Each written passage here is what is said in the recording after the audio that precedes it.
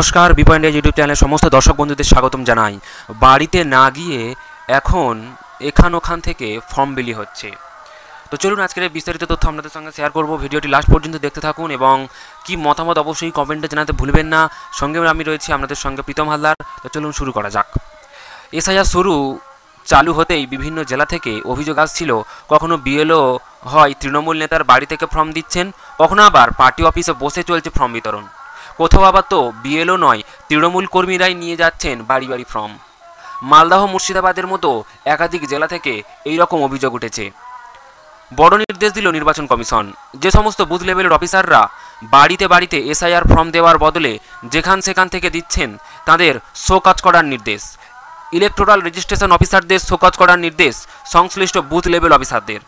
এখানে উল্লেখ্য, এসআইআর চালু হতেই বিভিন্ন জেলা থেকে অভিযোগ আসছিল, কখনো বিএলও হয় তৃণমূল নেতার বাড়ি থেকে ফর্ম দিচ্ছেন, কখনো আবার পার্টি অফিসে বসে চলছে ফর্ম বিতরণ, কোথাও আবার তো বিএলও নয় তৃণমূল কর্মীরাই নিয়ে যাচ্ছেন বাড়ি বাড়ি ফর্ম, কোথাও তো একেবারে রাস্তার মধ্যেই বেঞ্চ পেতে ফর্ম বিতরণ চলছে।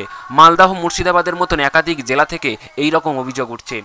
এরপরই এই নিয়ে কমিশনে গুচ্ছ অভিযোগ দায়ের হয়। বিশেষ করে সরব হয় বিজেপি। সম্প্রতি বিরোধী দলনেতা শুভেন্দু অধিকারীও একাধিক বিষয়ে নির্বাচন কমিশনে যান আরও কিছু অভিযোগ জানাতে, এবং এরপর শনিবার নড়েচড়ে বসে নির্বাচন কমিশন। অভিযোগ বারবার বলা সত্ত্বেও অনেক বুথ লেভেল অফিসাররা বাড়িতে এসআইআর ফর্ম দেওয়ার বদলে সেখান থেকে দিচ্ছেন।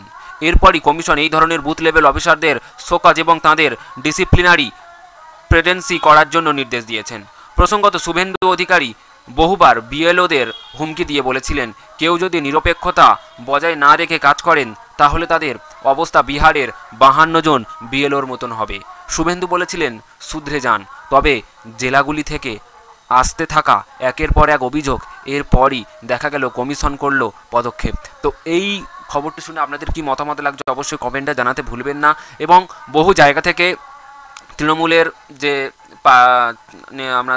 যে সদস্যরা রয়েছে, ওনারা মুর্শিদাবাদ যেটা শুনলেন আপনারা, বিভিন্ন জায়গা থেকে ফর্ম দেওয়া হচ্ছে।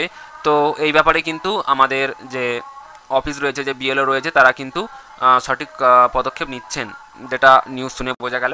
তো আপনাদের কি মতামত অবশ্যই কমেন্টে জানাতে ভুলবেন না। এরকম নিউজ পেতে গেলে অবশ্যই চ্যানেলটিকে সাবস্ক্রাইব করে রাখবেন। ধন্যবাদ।